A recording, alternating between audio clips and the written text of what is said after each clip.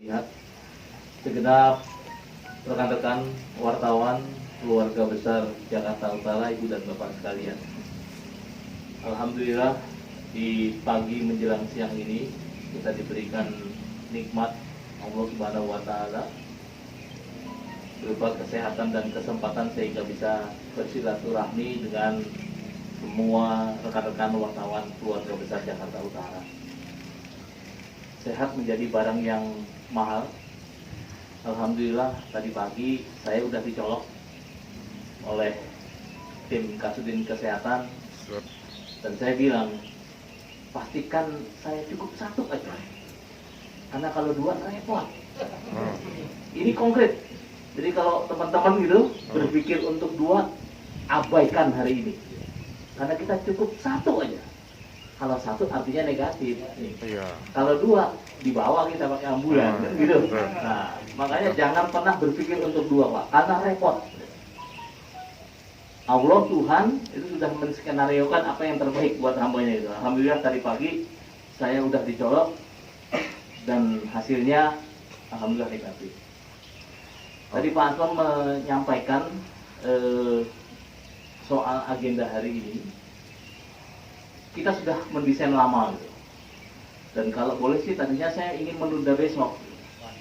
Kenapa saya ingin menunda besok? Karena besok saya satu di antara 21 orang di Jakarta yang mendapatkan kehormatan, saya bilang, mendapatkan kehormatan mengikuti program vaksin di Balai Kota. Jadi kalau tadi saya bercanda dengan Bu Kasudin, minimal kalau besok ketemu teman-teman saya sama dengan Raffi Ahmad. Mantap. Ya boleh dong. Ya. Boleh Pak, boleh. Ya nggak? Boleh Pak Wali. Logikanya kalau misalnya yang disuntik presiden, yang nyuntik profesor, pertanyaannya kapan pegang jarum terakhir? Kalau saya ukurannya cari Raffi Ahmad aja gitu kan. Yang nyuntik juga pede, katanya jarumnya lebih gede, itu urusan besok. Kalau jarumnya lebih gede gitu ya. Masa iya wali kota dikasih yang gede, emangnya sapi gitu aja saya pikir ya.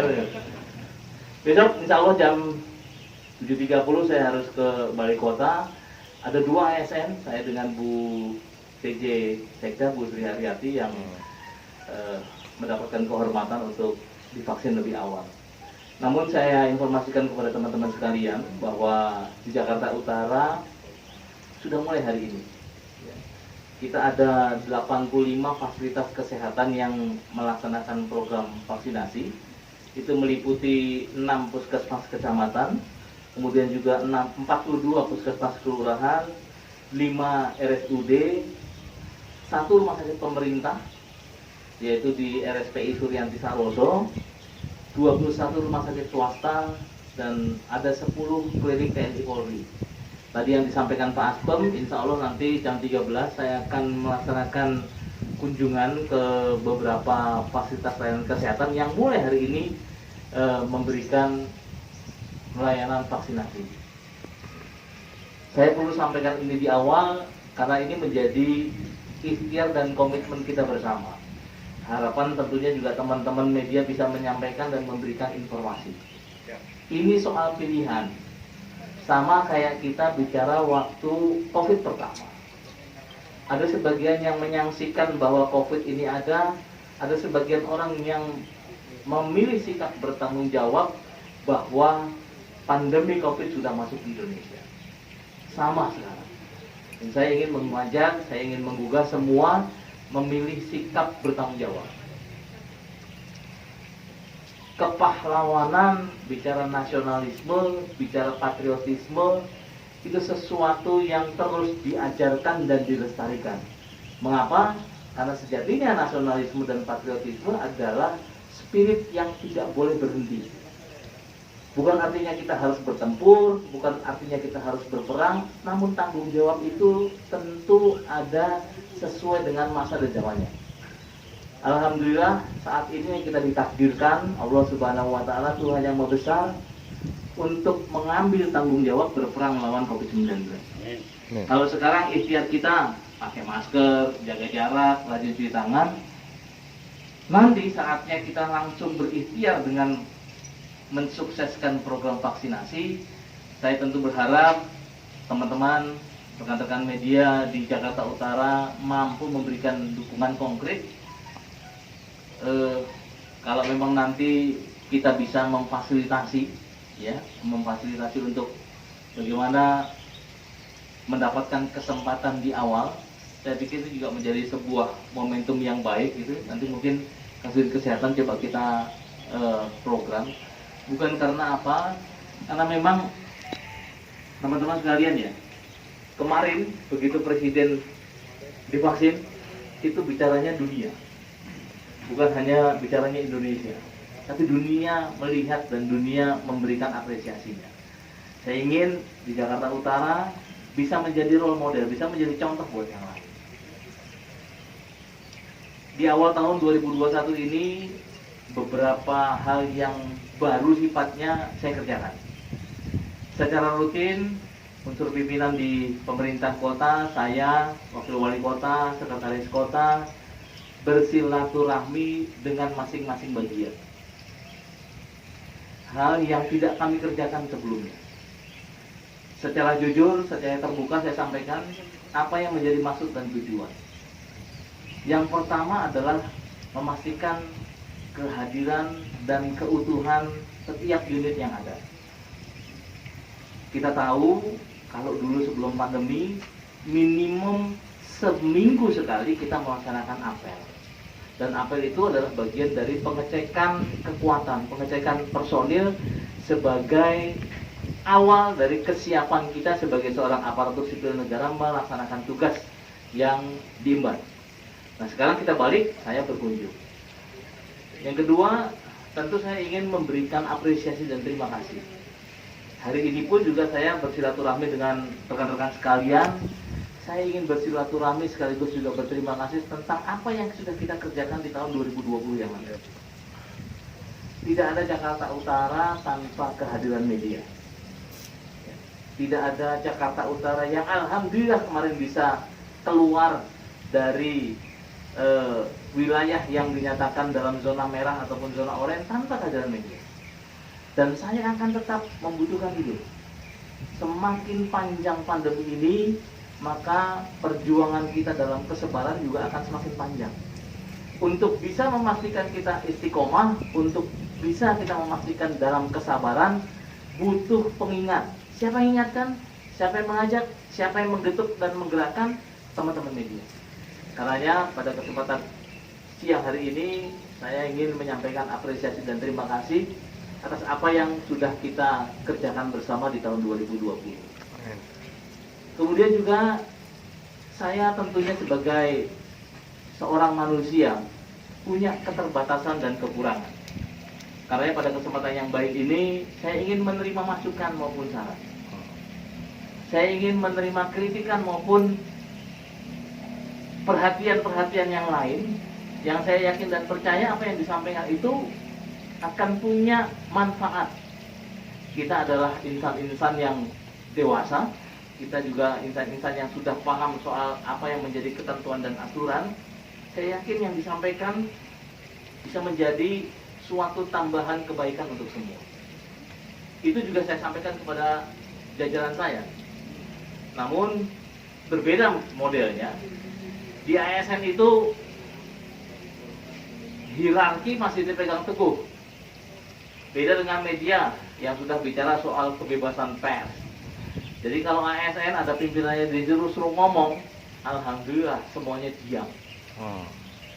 Nggak cuma bicara staf nih, kami yang eselon 2 pun juga seperti itu nature-nya.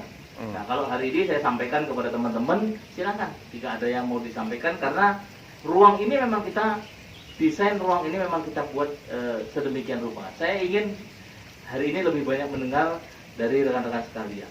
Dan itu saya yakin sebagai sebuah potret nyata apa yang ada di lapisan masyarakat. Betul, pandemi COVID-19 membuat kita harus menyesuaikan banyak hal. Rencana-rencana yang kita sudah susun di tahun 2020 banyak sekali yang harus direvolusi, disesuaikan. Karena kemarin target pemerintah adalah bagaimana menyelamatkan masyarakat. Lalu kita bicara konsentrasi soal penanganan COVID, kemudian kita bicara konsentrasi social safety net, jaring pengaman sosial. Ini juga yang mungkin mengakibatkan perubahan di dalam pola interaksi kita. Kalau biasa kita mengadakan kegiatan seperti ini dalam frekuensi yang periodik, maka mohon maaf waktu tahun 2020 kita harus merubah pola komunikasi dan di awal tahun ini harus saya sampaikan sebisa mungkin kita akan menjaga, memelihara kearifan lokal, jalur komunikasi yang sudah terbangun selama ini untuk bisa menjadi lebih baik meskipun kita tetap juga harus menyesuaikan dengan kondisi pandemi COVID-19. Jadi saya sekali lagi menyampaikan silakan untuk teman-teman memberikan masukan, saran maupun kritikan kepada kami jajaran pemerintah Kota Jakarta Utara. Insya Allah kalau sudah disampaikan, saya berpikir tidak ada beban lagi di antara kita. Siap. Dan kalau udah nggak ada beban, ibu naik tuh katanya. Ya kan, kalau ibu naik, semuanya sehat, semuanya bisa menjadi manusia yang produktif terhadap semua. Itu yang menjadi harapan dan tentu menjadi cita-cita kita bersama. Karena sekali lagi pandemi ini masih panjang dan mohon teman-teman bisa membantu kami. Sejak 2 hari yang lalu saya coba membuat profil contoh RW-RW yang baik di dalam pengelolaan COVID-19. Nah, kalau mungkin wartawan bisa berkolaborasi, teman-teman media bisa berkolaborasi dengan tim kami, melihat dari sisi kemasyarakatan yang lain, karena kita harus memberikan ruang penghormatan itu kepada mereka. Yang amunisi staminanya nggak habis-habis tuh ya ketua RT, ketua RW. Kita mungkin pemerintah sebagai unsur punya yang namanya keterbatasan jam kerja. Ini yang secara faktual harus saya sampaikan kepada teman-teman. Nah, sekarang saya coba merubah bagaimana memberikan penghormatan kepada mereka yang sudah menjadi pelopor. Ruang ini perlu ditampilkan karena sejatinya mereka yang menolong kita semua. Tapi banyak sekali yang tidak pernah bisa diangkat, banyak sekali yang tidak pernah bisa tersampaikan. Kalaupun bicara tokoh hari ini, kekuatannya adalah pada tokoh-tokoh lokal. Karena mohon teman-teman dari keluarga besar wartawan Jakarta Utara bisa bantu kami untuk bisa mengangkat dan menghormati beliau. Insya Allah ini menjadi vitamin, insya Allah ini juga menjadi sebuah suntikan motivasi sehingga mereka bisa bekerja.